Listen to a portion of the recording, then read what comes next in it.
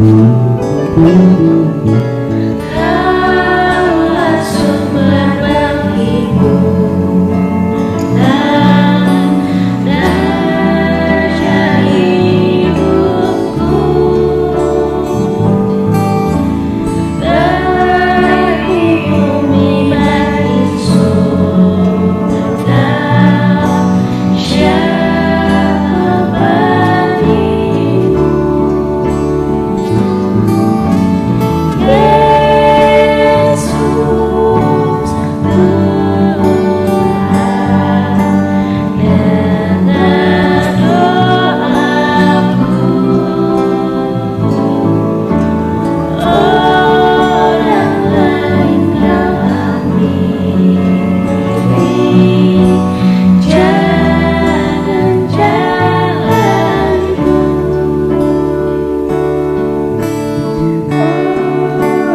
Orang lain kau akhiri, jangan jalanku.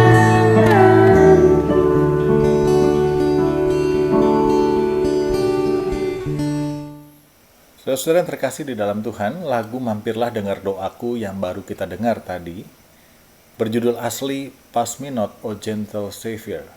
Lagu ini syairnya diciptakan oleh Fanny Jane Crosby di tahun 1868 dan lagunya diciptakan oleh William Howard Donne di tahun 1870. Siapa Fanny Jane Crosby, sang pencipta syair lagu yang indah ini?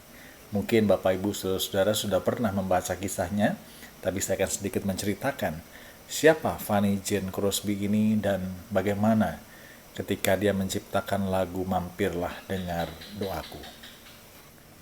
Fanny Jane Crosby dilahirkan pada 24 Maret 1820 dan ketika dia lahir dalam keadaan yang baik dan sehat. Tapi ketika dia berumur 6 minggu, Fanny menderita infeksi di matanya.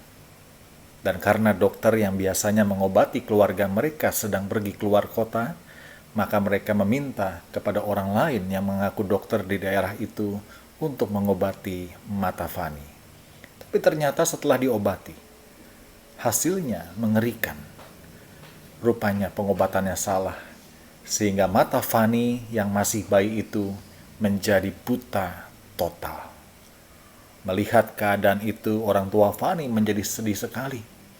Dan kesedihan mereka bertambah karena beberapa bulan setelah itu ayah Fanny meninggal dunia.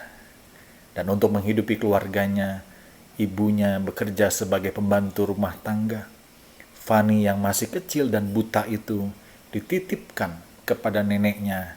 Dan dengan sabar neneknya itu merawat, mendidik Fanny, mengajarkan cara berdoa, mengajarkan membaca Alkitab dengan huruf Braille. Dan karena Fanny buta, dia tidak dapat bersekolah di sekolah umum seperti anak-anak seumurnya.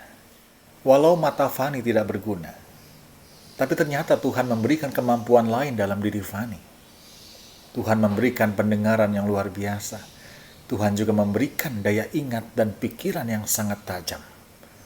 Di usia yang ke-8 tahun, Fanny sudah mulai menulis berbagai puisi dan juga syair lagu, dan bahkan di umur yang ke-10 tahun, berkat sang nenek yang terus mendampingi dan mendidik Fanny, Fanny bisa menghafal ayat-ayat Alkitab di dalam Perjanjian Lama dan juga Perjanjian Baru.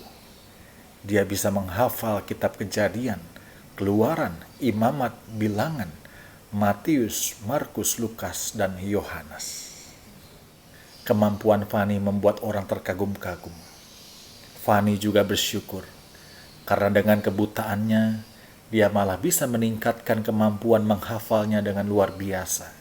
Dan ternyata, kemampuan menghafal ayat Alkitab inilah yang membuat Fanny bisa mendapatkan tema, bisa mendapatkan inspirasi, dan kata-kata yang indah untuk menuliskan syair lagu-lagu Kristen. Dan di sepanjang hidupnya, Fanny sudah melahirkan hampir 8.000 lagu dan 3 buku kumpulan puisi. Dia menulis lagu-lagu pop, lagu bertema patriotik, dan tentunya lagu-lagu bertema rohani atau lagu him. Selama hidupnya, Fanny merupakan figur yang dikenal di seluruh Amerika. Bahkan dia dijuluki Ratu Penulis Lagu Gospel. Nah, di antara banyaknya lagu-lagu ciptaannya, saya ingin membahas sebuah lagu yang indah tadi yang sudah kita dengar. Lagu Mampirlah Dengar Doaku di dalam Gedung Jemaat 26.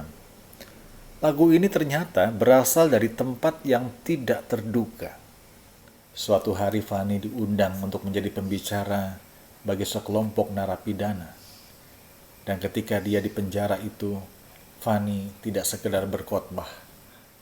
Tapi ternyata Fanny lebih banyak memakai waktunya untuk berdiskusi dan mendengar bagaimana para tahanan itu di dalam pergumulan pribadi mereka. Nah, salah seorang narapidana bercerita kepada Fanny bahwa narapidana ini selalu diliputi rasa sesal mendalam atas kesalahan yang menyebabkan dia di penjara. Narapidana ini selalu mengingat betapa sebenarnya dia tidak layak untuk dikunjungi Tuhan bila dibandingkan dengan sekian banyak orang lain yang berdoa memohon kepada Tuhan. Tapi dia tahu, dia amat membutuhkan kehadiran Tuhan. Narapidana ini bersaksi, dia selalu berdoa, "Ya Juru Selamat yang baik, janganlah lewatkan aku." Ternyata Fanny begitu tersentuh dengan kerendahan hati dan kepasrahan dalam doa sang narapidana. Kata-kata yang menjadi doa narapidana ini terngiang terus di dalam telinganya hingga dia kembali pulang. Fanny kemudian merangkai 3 bait syair yang didasarkan pada doa sang narapidana tadi. Syair itu menggambarkan bagaimana seharusnya sikap seorang Kristiani saat berdoa. Orang yang berseru dalam doanya, "Jangan lewatkan aku Tuhan. Dengarlah seru tangisku yang amat rendah."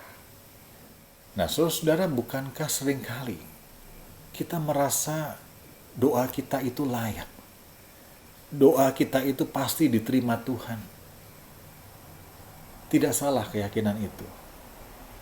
Tapi dengan syair ini Fanny mau mengajak kita untuk dengan kepasrahan datang menghadap Tuhan, di mana kita benar-benar menghempaskan diri dan harapan sepenuhnya pada rahmat Tuhan.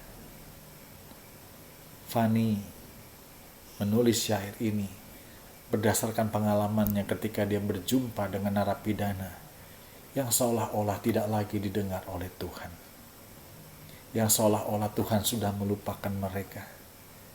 Tapi dengan kepasrahan mereka untuk datang memohon supaya Tuhan mampir dan mendengar doa mereka.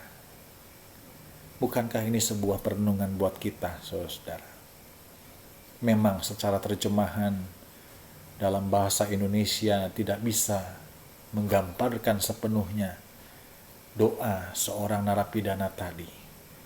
Tapi kita melihat dalam syair lagu tadi, kepasrahan itu terangkum dengan baik, tergambar dengan baik, dan inilah yang menjadi kekuatan lagu ini.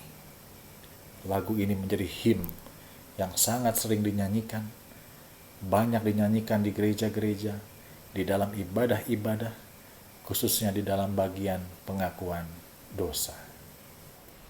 Dan hari ini kita menerima teladan dari seorang wanita buta, Fanny Jane Crosby, yang sudah menulis ribuan lagu, dan lagu-lagunya sudah menjadi berkat dan menghibur banyak orang. Banyak orang mungkin tidak sadar bahwa lagu yang menghiburnya, menguatkannya itu diciptakan oleh orang yang punya kekurangan, oleh orang yang punya cacat dalam dirinya. Teladan yang luar biasa dari Fanny. Dalam kebutaannya dia tidak mengeluh. Dia tidak bersungut-sungut, dia tidak menyalahkan Tuhan. Dia tidak menyalahkan orang tuanya. Dia tidak menyalahkan keadaan di sekitarnya.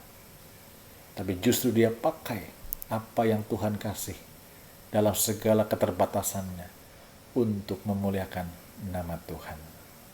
Nah, saudara-saudara, saya teringat kisah di dalam Yohanes 9 ketika Yesus sedang berjalan dan melihat seseorang yang buta sejak lahirnya. para murid datang kepada Yesus dan bertanya, "Guru, siapakah yang berdosa? Dirinya atau orang tuanya, hingga dia dilahirkan buta?" Sebuah pertanyaan para murid yang mewakili pandangan pada waktu itu. Adanya hukum pembalasan di bumi. Maka ketika ada penyakit, ketika ada kemalangan, ketika ada bencana, maka semua itu dipandang sebagai hukuman Tuhan atas dosa seseorang. Dan mungkin sampai saat ini kita pun masih punya pandangan yang seperti itu.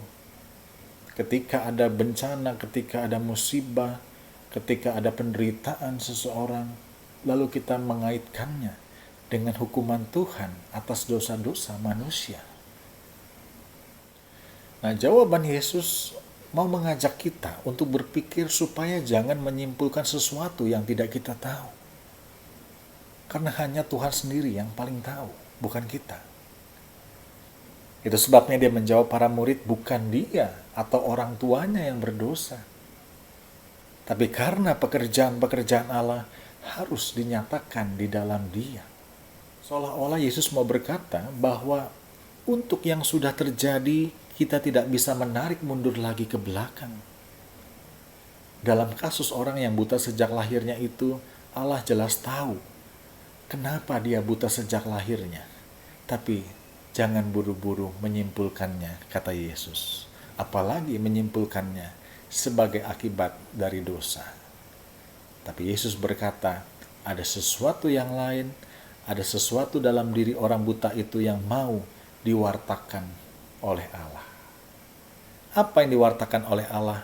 Siapa yang ingin diwartakan oleh Allah melalui kisah orang buta itu? Tidak lain adalah Tuhan Yesus sendiri yang tampil sebagai terang dunia, yang tampil sebagai Mesias, yang memberikan keselamatan bagi dunia. Dan inilah yang dialami oleh Fanny Jane Crosby. Di usia yang ke-93 tahun, suatu hari dia diwawancara. Dia berkata, "Sebenarnya saya tidak cacat. Apa artinya kehilangan salah satu dari panca indera? Jika hal itu menolong saya mendapatkan sekian banyak kesempatan. Segenap hidup saya mungkin tidak akan berguna, andaikan mata saya tidak buta." Mari, saudara-saudara, teladan yang indah dari seorang Fanny Jane Crosby, bahwa di dalam segala kekurangan dan keterbatasan, kita percaya ada karya Allah yang mau dinyatakan. Jangan menyimpulkan sesuatu yang tidak kita tahu, karena yang paling tahu adalah Tuhan sendiri. Mari kita kerjakan bagian kita, apa yang Tuhan percayakan, walau dalam segala keterbatasannya. Karena disitulah karya Allah akan dinyatakan, karya Allah akan nampak melalui diri kita, Anda dan saya. Terus sehat, terus semangat. Tuhan Yesus memberkati kita semua. Amin.